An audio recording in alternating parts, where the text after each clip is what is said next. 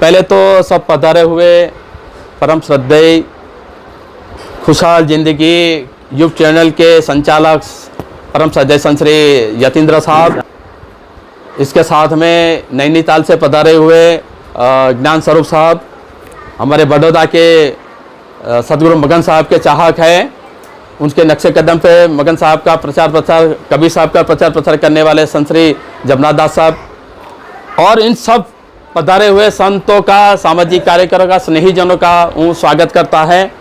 साथ में आज का जो कार्यक्रम का रूपरेखा है वो ये है कि यतीन्द्र साहब बड़ौदा आए हैं, तो मेरी इच्छा थी, उनसे 2 बरस से बातचीत हो रही थी कि आप मेरे घर पे पधारे साहब, और उनको भी साहब को भी बताना था कि हमारे पे यहाँ पे कभी संप्रदाय को मानने वाला है, पारक सिद्धांत को मानने वाले हैं, और तो ये बड़ौदा पधारे, और बड़ौदा आने के बाद आज एक दिन में मैंने ये कार्यक्रम का आयोजन किया है, तो आप सब पधारे। कार्यक्रम का थोड़ा रूपरेखा मैं आपसे बता देता हूँ कि पहले तो सदगुरु प्रयाग साहब के बारे में बताओ कि प्रयाग साहब ने जो टीका किया है बीजक का, पहले विश्वनाथ नरेश, काशी नरेश ने पहले टीका किया, फिर पूरन साहब ने त्रिज्या किया, और पूरन साहब के बाद सदगुरु प्रयाग साहब ने ये बीजक की त्रिज्या टीका किया, और इसमें जो भी पहले टीका किया उसके इसमें जो भी खामियां थी ये प्रयाग साहब ने निकाल दिया है, सचोट पारक सिद्धांत को बताया है, और इतना कड़क है, इतना सरल है, ये पुस्तक में उन्होंने लिखा हुआ है। और ये पुस्तक सदगुरु श्री मगन साहब को किसी महापुरुष ने ये प्रसाद रूप में भेंट किया, और सदगुरु मगन साहब ने ये पुस्तक को पढ़कर आत्मचिंतन कर, मनोमंथन करके सदगुरु मगन साहब को वैराग्य प्राप्ति हुई, और वैराग्य प्राप्ति के बाद उन्होंने सन 1951-52 में वो सदगुरु का प्रचार प्रसार करने के लिए, पारक सिद्धांत का प्रचार करने के लिए निकल पड़े, और उनका आगमन करीब 52-53 में 1956 या 52 में, हाँ, बड़ौदा में उनका आगमन हुआ, और आते ही उन्होंने गांव, शहर, जिला में घर घर तक सदगुरु का प्रचार प्रसार किया। पहले तो हमको मानव बनाया, हमारे में जो भी खामियां थी, व्यसन था, अंधश्रद्धा थी, पाखंड पूजा थी, वो उनको निकाला। फिर बाद में उन्होंने हर गांव में, हर जिला में, शहर में कबीर शब्द प्रचारक मंडल का स्थापना करके सबको इकट्ठा किया, और ऐसा ही करके सदगुरु कबीर साहब ने पारक क्या है, कबीर साहब क्या है और बीजक क्या है उसके हमको बताया। बाकी हमको तो पता ही नहीं था कि कबीर साहब कौन है, पारक सिद्धांत क्या है, बीजक क्या है, तो इनकी जानकारी दी है तो सदगुरु मगन साहब ने दी है। तो सदगुरु मगन साहब का हम ऋणी रहेंगे। और आज का जो कार्यक्रम है वो कार्यक्रम का प्रमुख स्थान संचालन के लिए हमारे बड़ौदा के देवनगर निवासी संत श्री राही साहब, और ऐसे सामाजिक कार्यकर वाल्मीकि नवचेतना मंच के महामंत्री, दलित संगठन के महामंत्री, क्रांतिकारी सामाजिक कार्यकर विनोद भाई सोलंकी आज का कार्यक्रम का संचालन करेंगे। इनसे मैं विनती करता हूं, और कार्यक्रम संचालन के लिए और उसको ये जो मैंने दरखास्त रखी है उसको अनुमोदन करने के लिए मैं मणि भाई से विनती करता हूं साहब। आज के कार्यक्रम में जो हमारे ऐसे भाग्य में पारखी संत जो पधारे हैं हमारे बाबू भाई की भूमि पर, तो पहला तो मैं उन लोगों का बहुत बहुत आभार व्यक्त करता हूं, और यहाँ बड़ौदा के जो सारे संत और सामाजिक कार्यकर और हमारे जगन्नाथ दास साहब वो भी पधारे हैं, उनका भी मैं हार्दिक स्वागत करता हूं। कार्यक्रम की रूपरेखा दी गई है, और प्रमुख महोदय, दोनों प्रमुख महोदय का नियुक्त हो गया है। तो मैं ये साहब ने जो दरखास्त किया है प्रमुख महोदय की, उनके लिए मैं मेरे जो साहब का जो आशीर्वाद मिले वैसे कुछ ऐसे बताए साहब, तो हमारा भी जीवन धन्य होए और साहब का संचालन सफल होए, ऐसा मैं सदगुरु साहब को प्रार्थना करता हूँ। साहेब साहेब हमारे पास है, ये हमारा कानपुर गुजरात बड़ौदा में ये हमारा अंदर एड्रेस दिया हुआ है, तो वो देख के अगर आपको मंगवाने का हो तो मंगवा सकते हो। और इधर भी कोई नज़दीक में रहते हो तो आ भी सकते हो। हमारे से जो बन पड़े हम अपनी सेवा करेंगे और ये पुस्तक प्रदान करेंगे। और बंदी छोड़ की कृपा से ये सब हमारे से हुआ है। तो सदगुरु साहब बोले हैं कि सबके उत्पत्ति जीव है, जीव सबड के आदि, निर्जीव से कछु होत नहीं, जीव पुरुष अनादि। हम ये देख के ये सुन के हम चलते हैं, साहब के दिए हुए ज्ञान पे हम चलते हैं। संत बड़े परमार्थी शीतल जाको अंग, तब तब बुझावे और की दे अपनो रंग। ऐसी तरह हम बंदी छोड़ की कृपा से हम सुखी समृद्ध है। और बंदी छोड़ की कृपा से, संतों के आगमन से और संतों की प्रसादी से हम आज ये जगह पे है। बोलिए सदगुरु देव की जय। बोलिए सदगुरु देव की जय। सभी संतों को इलाही का त्रिवार साहबंद की। आज हम अहोभाग्य बड़े भाग्य है कि हमारे बाबू भाई के आमंत्रण से महापुरुषों का दर्शन हुआ। हम ऐसा मानते हैं कि आज हमारा अहोभाग्य है कि ऐसे पारखी संत का दर्शन हुआ, हम पावन हो गए। सबसे पहले नए साल का महापुरुषों और सभी हमारे जो है उन सबको मेरा नूतन वर्ष अभिनंदन, साल मुबारक।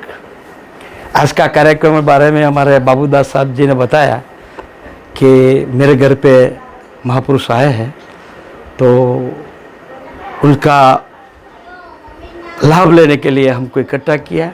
इसीलिए हम बाबू भाई का और आप सबका आभारी है। ज़्यादा तो कुछ बोलने की ज़रूरत नहीं कि आप पारक सिद्धांत को मानने वाले हैं और हमारे महापुरुष का बहुत बड़ा विगतवार जो सदगुरु मगन साहब है, जिसको प्रयाग साहब ने गुरु माना। और आप सब जानते हैं कि कबीर संप्रदाय में दो संप्रदाय चलता है, एक हंस और वंश, लेकिन हम वंश को मानने वाले हैं क्योंकि हमारा जो मगन साहब ने है मगर वंश को बहुत मान दिया है। साहब ने ये भी बताया कि हम ऐसे तो बहुत छोटे से आदमी हैं और पढ़ाई लिखाई कम थी, लेकिन जो सदगुरु मगन साहब के आने के बाद पारक सिद्धांत क्या है, संत क्या है, कबीर साहब की तो बहुत बड़ी बात है, तो 625 साल हो गया, लेकिन संत क्या है वो भी हम नहीं जानते थे। लेकिन साहब हमारे वहाँ महापौरुष वो अभिलाष साहब भी आए, ज्ञान साहब भी आए, और हमारे से पहले राम स्वरूप साहब जी आए हैं, और ये सबको हमने सुना है, देखा है। तो ज़्यादा करके हम नहीं बोलते हैं, लेकिन पारक सिद्धांत में सब जो अत्यारे पूरे जगत में, पूरे विश्व में संप्रदाय तो बहुत है। कबीर साहब का नाम पर कितने संप्रदाय चलता है, लेकिन पारक सिद्धांत को मानने वाले जो हमारे प्रयाग साहब है, जो मगन साहब ने हमें बताया कि साहब बोलते हैं पारक बिन बाहर भटके तासे काज न होय, सर्वस्व तीर्थ साधु शरण कर दर्शन सुख होय। जब आप पारखी संत के पास नहीं आए, संत को पहचानेंगे नहीं, संत के पास जाके अपनी जो अविगुण है वहाँ तक नहीं मिटाएंगे त्याग सुधी, तब तक अपने को कुछ मिलने वाला नहीं है। हम मगन साहब को मानने वाले, मगन साहब को सदगुरु मानते हैं इसलिए कि हम ज़्यादा पढ़े लिखे नहीं थे। पारक सिद्धांत क्या है, सब बीजक क्या है, संत क्या है, लेकिन उनके आने के बाद पूरा भारतवर्ष में प्रयाग साहब का संदेशा मिला, अभिलाष साहब का संदेशा मिला, कई महापुरुषों के संदेश से हम थोड़ा कुछ मानव बनने की चेष्टा कर रहे हैं, और हमको ये महापुरुषों ने मानव बनने का पूरा संदेशा दिया है। साहब हम क्षमा मांगते हैं कि हमारा हिंदी बहुत कच्चा है, ज़्यादा करके हम गुजराती बोलते हैं। तो मेरे साथी मित्र है और ये समाज सेवा में बहुत मानते हैं, पढ़े लिखे हैं। मैं उनसे गुजारिश करूँगा बाकी का कार्यक्रम हमारा विनोद भाई सोलंकी से मैं गुजारिश करूँगा कि आगे की बात आप रखो। आज के मुख्य अतिथि श्री फतीन साहब जी, ज्ञान स्वरूप साहिब जी, जमनादास साहिब जी, जिसके निवास स्थान पर बैठे ऐसा स्वर्गीय श्री रतिलाल भाई का चिरंजीव श्री बाबू भाई साहेब। अभी अभी हमारे बाबू भाई ने बताया, राई साहब ने बताया कि मैं तो ऐसे भी क्रांतिकारी हूँ, डॉक्टर बाबा साहेब अम्बेडकर और कबीर साहब को मानने वाला हूँ, लेकिन ये चीज़ सही है। जब मगनदास साहब जी ने हमारे बड़ौदा में आज सबसे पहली बार खानपुर और सिवासी में जब उसका आगमन हुआ, तभी ये भूमि संतों की भूमि थी।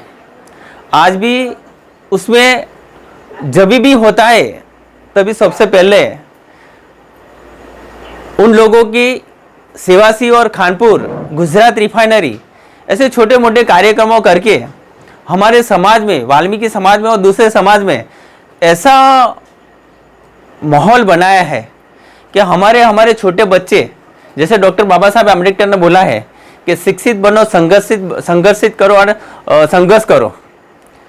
ऐसे मगनदास साहब ने भी ऐसी बात की कि हमारे समाज को ज्ञान युक्त बनाओ, व्यसन मुक्त बनाओ, सत्संगी बनाओ और पढ़ाओ। ऐसा आह्वान देके उसका सार शब्द को यहाँ हमारे छोटे मोटे समाज को उसको आगे लाया, उन सब का ऋणी है। आज भी हमारे बाबू भाई का कोई भी कार्यक्रम हो, क्या कोई जन्म मरण का, बर्थडे का, ऐसे कोई भी है, लेकिन जब बाबू भाई का प्रमुख स्थान होता है तो चार चांद लग जाता है। आज के दिन के लिए ज़्यादा नहीं बोल सकता हूँ, क्योंकि खड़े रहने के बाद क्रांतिकारी व्यक्ति हूँ, और भी शब्दों बोल सकता हूँ, लेकिन मैं इतना ही बोलता हूँ कि जब लोग कोई सत्संग में आएगा ना, तो उसकी ज़िंदगी तो पक्का सुधर जाती है। आज बाबू भाई का परिवार भी, उसके परिवार में उसकी लड़की आज बैठी है, जो स्टेज पर बैठ सकती है वैसी है, फिर भी वो एडवोकेट है। ये समाज का गौरव है। सदगुरु मंदिर छोड़कर सार शब्दों का एक को प्रसादी रूप है, और हमारे समाज के आगे बढ़ने की कोशिश करने के लिए आज भी ज्ञान साहब जैसे है, शास्त्री साहब जैसे है और अभिलाष साहब जैसे ये पावन भूमि पे अंदर आके हम लोग को जो सार शब्द दिया, उसका हम लोग ऋणी है। आज हमारे बड़ौदा के जो अग्रणी सामाजिक कार्यकर हैं बाबू भाई सोलंकी, उनके यहाँ संत श्री यतीन्द्र साहिब और ज्ञान स्वरूप साहिब की निश्रा में छोटा सा सत्संग का कार्यक्रम रखा है। मैं उनको और उनके परिवार को बहुत बहुत बधाई देता हूँ। हम लोगों को उनके दर्शन प्रसन्न और सत्संग का लाभ आज मिल रहा है, और साथ में जो भी संत महापुरुष पधारे हैं, सामाजिक कार्यकर पधारे हैं, परिवार के लोग बैठे हैं, उनका भी मैं अभिनंदन करता हूं कि सत्संग का लाभ ले रहे हैं। सदगुरु कबीर कहते हैं कि करहो विचार जो सब दुख जाई, पर हरि जूठा कीर सगाई। हमें हमारे जीवन के बारे में, हमारे जीवन के जो क्रियाकलाप है, जो भी हम करते हैं जीवन में, उसके बारे में हमेशा सोच विचार करके करना चाहिए। क्या करे, क्या ना करे, क्या उचित है, क्या अनुचित है, ये सब सोचना चाहिए। परिवार के साथ में, परिवार के साथ के व्यवहार में, समाज के साथ के व्यवहार, अपने खुद के जीवन के व्यवहार के बारे में भी सोचना विचारना चाहिए, और सही गलत का निर्णय करके हमें अपने जीवन में सब व्यवहार करना चाहिए। और जो झूठ है उसको हमें जितना हो सके त्यागना चाहिए, सत्य का ग्रहण करना चाहिए। हमारे बीच में संत महापुरुष विराजमान है, तो और अधिक समय ना लेते हुए हम उनका ही ज़्यादातर लाभ लेंगे। इन्हीं वाणी वचनों के साथ मैं अपनी वाणी को यहाँ विराम देता हूँ और सबका आभार प्रकट करता हूँ। साहिबन जी, मास्टर साहब ने बहुत बड़ा सुझाव दिया। स्वरूपलीन शीतलदास साहब के सब हैं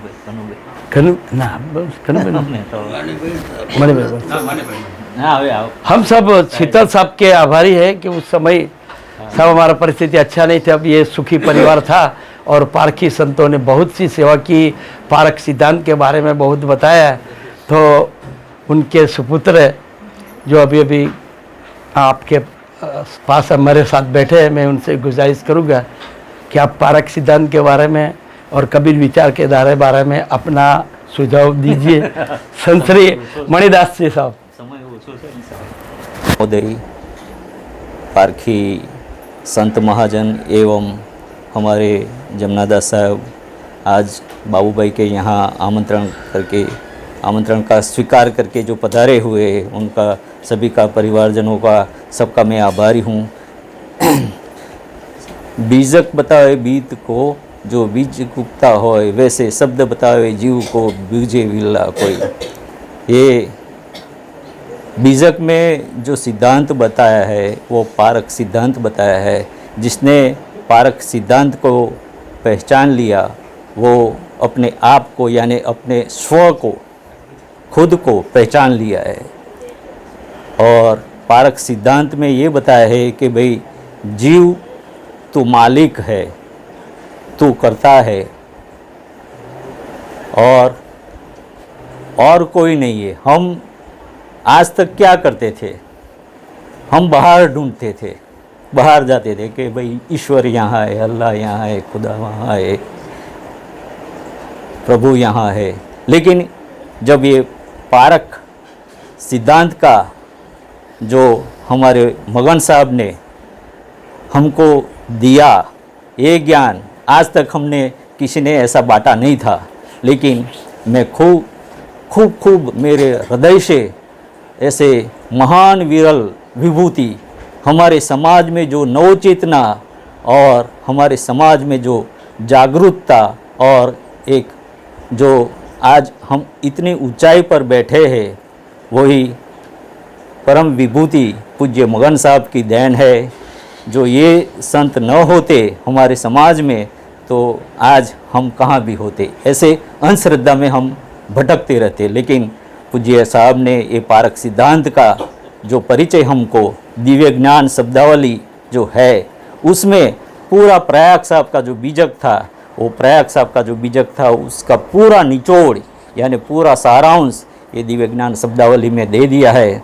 और प्रयाग साहब का ये हमको जो ज्ञान है वो बांटा है। और हम आज यही मगन साहब का जो ज्ञान जो है, प्रचार है, प्रसार है, वही हम आज उनके अनुसरण करते हैं। और हमारा तो जो सद्गुरु मानो, जो भी मानो, वो हमारा पूज्य मगन साहब है, पूज्य शीतल साहब है, जो हमको उनकी देन से हमको ये मिला है। तो आप लोगों का ज़्यादा समय न लो और मेरी वाणी को विराम देता हूँ। लोगों ने लड़कों के पढ़ाया है, लेकिन उससे विशेष हमारे बाबू भाई ने ये लड़की को अच्छी तरह से पढ़ाए। और दोनों जमाई और लड़की भी दोनों एडवोकेट है। उसके लिए हम लोग उसको, समाज को लिए और लड़की को बहुत धन्यवाद देते हुए सबको मैं विनती करता हूँ कि उसका नाम बोलता हूँ सर, उसको धन्यवाद देता हूँ। लड़की का नाम है पिंकी बेन सोलंकी। सॉरी वैशाली, हम पिंकी बोलते हैं, उसके लिए पिंकी बोलते हैं। हाँ, अने उसने लो में भी मास्टर किया है। हम जो भी आगे बढ़ रहे कबीर समाज में, उन लोगों का सभी को दिल से धन्यवाद साहिब बन गई। इसके लिए हम जमनादास साहब को विनती करता हूँ।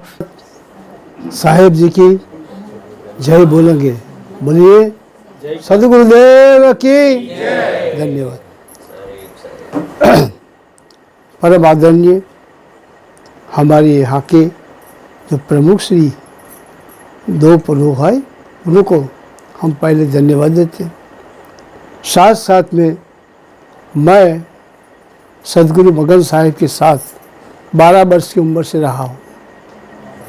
अंत समय तक 72 में साहिब जी ने अपने देह को त्याग किया, उसी टाइम में हाजिर था। सदगुरु मगन साहिब जहाँ आए उसी टाइम की बात, ये सब महापुरुष लोग हैं।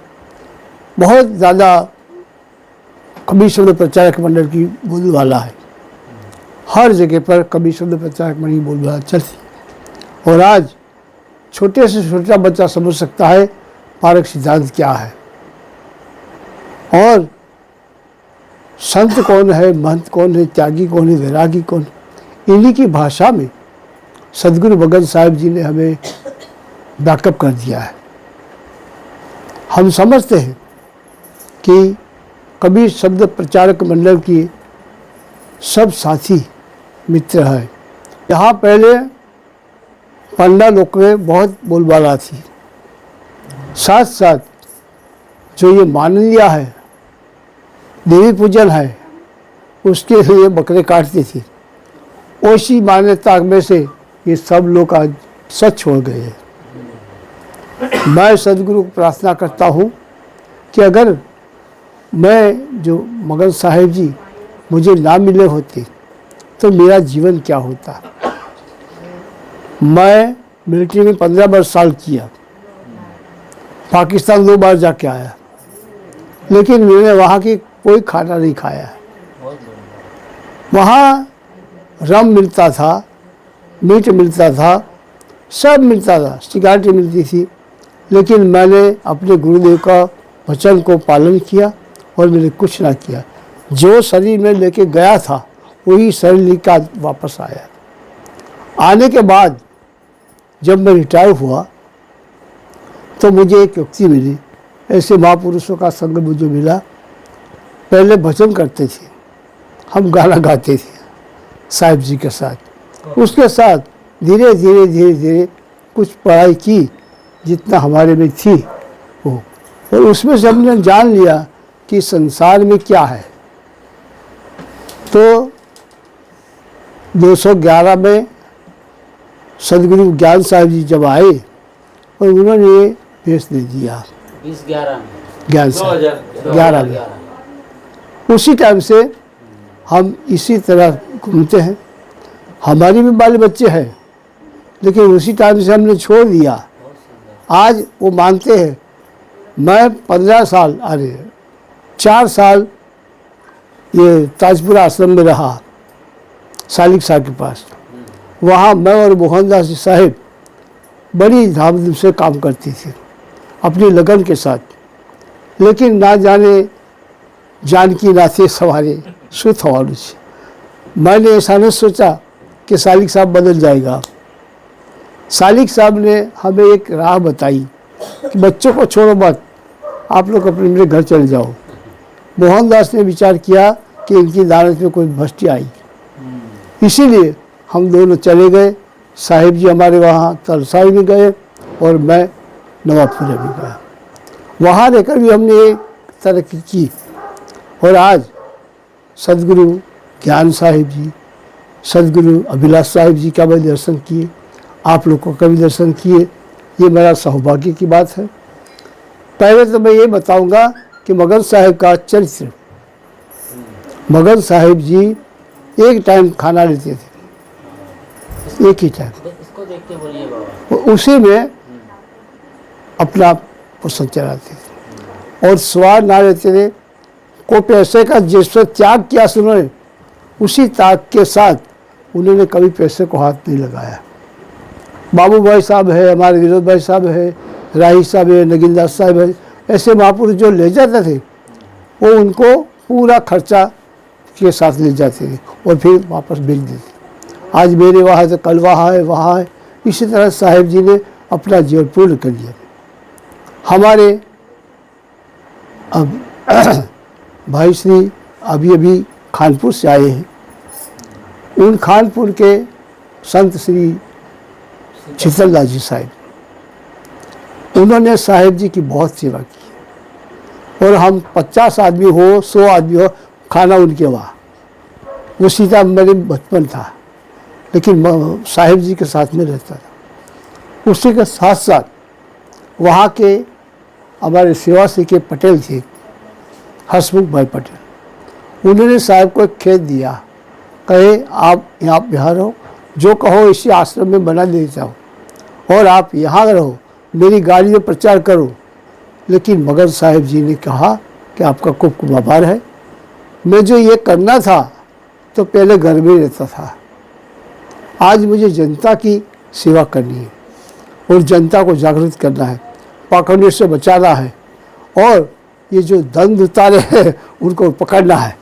इनके सैनिकों को तैयार कर दिया और आज मगन साहिब जी की बोलबाला है साहेब जी ने एक ही बात बताया, मानी और नारी की छुरी, मगन कहे बरक से बुरी। बरक नाम कहिए बिजली, इसके हम लोग भरते हैं, बिल भरते हैं, लेकिन वो ऐसा नहीं सोचेगी कि मेरा बिल भरने वाला है। जब हमारी नज़र इधर हो गए तो शॉर्ट लग जाएगा। इसी तरह से संसार में आपको तो मैं नहीं कह सकता हूँ, आपके लिए मैं बहुत छोड़ा पड़ता हूँ। क्यों कि आपने तो उसी जगह पर आ गए हैं। लेकिन संसार में कोई सुख नहीं है, ये भी साहेब जी ने बता दिया। फिर अंतिम बात बताई कि एक दूसरे से प्रेम रखो। साहेब कबीर साहब ने बोला है, प्रेम पाठ का चोलना, पहली कबूल नाच। प्रेम को बढ़ाओ और ज्ञान को बढ़ाओ, अपने जीवन का कल्याण करो, इसी में सबकी भलाई है। उनके पिताजी को बोध दिया, माताजी को बोध दिया है, तो इसी से हमारे बच्चों में संस्कार हुआ है और आज संस्कार बढ़ रहा है। हमारी समाज में पहले पढ़ाई कम थी, आज पढ़ाई इतनी बढ़ गई है कि ना जाने उससे भी चलते। आज कोई लंदन जाता है, कोई अमेरिका जाता है पढ़ाई में, और ये सब सदगुरु मगन साहब की दया है। मगन साहब के बाद थोड़े दिन के बाद सदगुरु अभिलाष साहब जी आ गए। इससे ज़्यादा जानकारी मिली। जब आप लोगों का हमको दर्शन हुआ तब हमने जाना कि इसका नाम वैराग है, ऐसे फिर वो साधु है, ऐसे फिर ये संत है, ये हमने जानकारी मिली। और उसी टाइम से सदगुरु अभिलाष साहब जी ने मुझे बोला कि आपके गुरुवर कौन है? वो कतारगाम में। तब साहेब जी को मैंने बोला मगनदास साहिब। कह चुप रहो। मगनदास साहिब ने बोलने का, मगन साहब हमारा है, संत है, उनको सदगुरु बोलो। इसी तरह से सदगुरु की प्रेरणा हमसे मिली है। मैं साहिब जी के साथ भी खूब घुमा, कहाँ कहाँ सत्संग में जाता था, 3 दिन 4 दिन रहता था। और ऐसे पारखी संतों का दर्शन होने से हमारे जीव का कल्याण हुआ है। और आज भी हमारी समाज इस बुरे कूड़े में से निकल गई है। ऐसे जो झंझट थी उसको मिटा दिया है। अब हम केवल यही समझते हैं संतों की सेवा करना। जो भी संत आता है उनकी सेवा करे और उनसे कल्याण की भावना रखे। आज हमारे समाज में तो बहुत जंजाल है, पहले तो बोलते ही, लेकिन आज तो बहुत जंजाल। और साहिब जी आए तो मगन साहब के साथ कबीरपंथी महात्माओं ने उनको कोर्ट में लिया था, कहे हम क्यों उनको जेल में डाल दिए। लेकिन एक पारखी संत आए, उन्होंने कहा कि मगन साहब तो छूट जाएगा, लेकिन आप लोग सब चले जाएंगे। बोले क्यों? कि वो पारक सिद्धांत है। उसी टाइम उन लोगों को बुलाएंगे तो हम ये नहीं बोलेंगे कि मगन साहब इन समाज का उन समाज का, ये नहीं बोलेंगे। हम यही बोलेंगे हमारे पारकी है। ऐसा साहिब के साथ बहुत झगड़ा झुगड़ी हुआ था। और फिर भी वो हिम्मत नहीं हारा, बस वो लेकर ज्ञान का भला सितम को दूर भगाऊंगा, ऐसे ऐसे शब्दों में उन्होंने टास्क की। आज सदगुरु श्री की बोलबाला है और इन्हीं की दया से हम अपने अपने जीवन को कल्याण करने के लिए सब लोग तैयार हुए हैं। और आज आपका दर्शन हुआ, बड़ी हमारी भाग्य की बात है, सौभाग्य हमारा है जो बाबू भाई ने हमें संतों का दर्शन करवाया। बाबू भाई ने अपने जीवन में यही काम किया है, संतों को लाना, उनको बिठाना और संतों को बुला के उनका दर्शन करवाना। मैं बाबू भाई को भी धन्यवाद देता हूँ।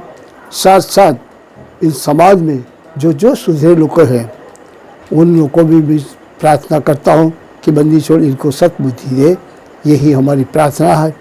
साथ में पारकी संतों का बहुत उपकार है हमारे पर, कि जो हमारे जीवन में पारखी ना होती। अगर मैंने एक शब्द लिखा है सदगुरु कबीर साहब जी के आश्रय से, लिया उनका बीच क्या था। है दया तेरी मेरे सतगुरु, तूने जीवन मेरा बना दिया, मैं भटक रहा था जहान में, तूने पार ज्ञान बता दिया, है दया तेरी मेरे सतगुरु। सतगुरु अगर ना बोलते तो ये मेरी दशा बिगड़ जाती। क्या करना क्या है हमको? साधन भजन। और किसके लिए मिला हुआ जीवन? मोक्ष के लिए। तो हम मोक्ष में, मोक्ष भाव में रहें, यानी कि आसक्ति नहीं करें और मोह नहीं करें, काम क्रोध लोभ मोह अहंकार से बचे रहें, ये मोक्ष की गति है। और आश्रम में समय समय से जाते रहें, सत्संग सुनते रहें महापुरुषों के, और जिस हिसाब से हम लोगों को आश्रम में रहना पड़ता है उसी हिसाब से अपने गृहस्थ आश्रम में भी रहें। कबीर साहब ने कहा है कि आत्मा ना नारी है ना पुरुष है, कोई भी अपना कल्याण कर सका है। ये नहीं कहे कि हम तो गृहस्थी में पड़ गए, हम तो भोग भूमिका में चले गए, अब हम कल्याण नहीं कर सकते हैं। हमारे सामने इतिहास है, वो हमारे तुलसीदास जी हैं, वो रत्नावली जी उनकी पत्नी थी, तो उन्होंने एक बात उनसे कह दी थी, तो वो गृहस्थी में थे, तो उनके कहने से ही वो पलट गए और पलट के फिर इधर नहीं आए। तो हमको पलटना क्या है? हमको आत्मा की तरफ पलटना है। बहुत लोग सवाल पूछते हैं, फ़ोन करते हैं, जहाँ मिलते हैं यही बात पूछते हैं कि हम कबीरपंथी हैं, फिर भी समझ में नहीं आ रहा है कि भजन किसका करें, भक्ति किसकी करें। दुनिया में धर्म के नाम पर तमाम मत मज़हब और परंपरा है, सब में अपने अपने ढंग से भजन और भक्ति की जाती है, सब कर रहे हैं लोग, जैसा गुरु ने बताया वैसे ही कर रहे हैं। लेकिन 10-20 साल गुजर जाने के बाद भी हर आदमी को ऐसा लगता है कि हमें वो चीज़ नहीं मिल रही है जो हम चाहते हैं, भजन और भक्ति करके, श्रद्धा समर्पण करके। आखिर कहाँ चूक हो रही है? कबीरपंथी जो समाज है, कबीरपंथी अर्थात सदगुरु कबीर साहब के मानने वाले कबीरपंथी कहलाते हैं। उनके यहाँ भी, जबकि सदगुरु कबीर साहब ये कहते हैं, पाहन पूजे हरि मिले तो मैं पूजूं पहाड़, याते तो चाकी भली पीस खाए संसार। यदि पत्थर और पहाड़ पूजने से हरि मिल जाए, भगवान मिल जाए, उनके दर्शन हो जाए, तो साहब कहते हैं मैं फिर पहाड़ को ही पूजना शुरू कर दूं। पत्थर पूजने से हरि मिल जाए तो पहाड़ की ही क्यों ना मैं हिमालय पर्वत की पूजा शुरू कर दूं, साहब कहते हैं। मगर ऐसा होता नहीं है, इसलिए याते तो चाकी भली पीस खाए संसार। इससे तो चक्की अच्छी है जिस पर लोग अनाज पीस करके आटा बनाते हैं और उसके तमाम पकवान भोजन बनाकर खाते हैं, दालें बनती हैं अनाजों के। तो चक्की अच्छी है, चक्की से हमें लाभ हो रहा है, खाने को मिल रहा है, प्रत्यक्ष है, प्रमाण है, चक्की बड़े काम की चीज़ है। तो ये कहने वाले सदगुरु कबीर साहब के कबीरपंथी घर में भी तमाम देवी दुर्गा हैं, भोले शंकर और गणेश हैं, किशन कन्हैया और राम हैं, रणचंडी और काली माई है। अब सोचिए, मैं ये नहीं कह रहा हूँ कि आप पूजा मत करिए, मैं ये नहीं कहने वाला हूँ। आपको खुद सोचना और समझना है कि इतना पूजा पाठ करने के बाद, और वैष्णव देवी से लेकर कन्याकुमारी तक आप जाते हैं, इधर मुंबई के मुंबईया देवी से लेकर कोलकाता की काली माई तक पूजा करते हैं, और भी हर मत मज़हब और परंपरा के अपने अपने तीर्थ स्थान हैं, नदी हैं, पहाड़ हैं, सुरम्य वातावरण है, जैसे केदारनाथ, यमुनोत्री, गंगोत्री, और जो अल्लाह अकबर वाले हैं मुसलमान वो काबा की यात्रा करते हैं, यहूदी ईसाई हैं वो यरूशलेम जाते हैं, वेटिकन सिटी जाते हैं, उसके बाद भी तृप्ति नहीं मिल रही है। तो विचार करना होगा कि आखिर कहीं तो कुछ गड़बड़ हो रहा है। कौन सी चीज़ है, किस चीज़ पर काम करना चाहिए था और किस चीज़ पर काम किया जा रहा है, हमें कहाँ होना चाहिए था और हम कहाँ हैं, ये खुद से पूछना है। कबीर साहब ने कहा है इसलिए बात सही हो जाएगी, बात सही है लेकिन उनके कहने मात्र से सही नहीं होगी जब तक कि हम नहीं समझेंगे। प्रयाग साहब ने जो बोला है, मगन साहब जी ने जो उपदेश दिया है आप सबको, तो उनके कहने से बात सही नहीं हो जाएगी। बात सही है इसलिए सही होगी। ये बात समझ में आती होगी मैं जो कहना चाहता हूँ। किसी महापुरुष के कहने से बात सही नहीं होनी चाहिए, बल्कि सही है उस बात को महापुरुषों ने अपने ज़माने में लोगों को कहा है, वो आज भी सही है लेकिन उनके एंगल से सही है। हमारे एंगल से, हमारे नज़रिए से तब सही होगी जब हम उन बातों को बड़ी सूक्ष्मता से समझेंगे।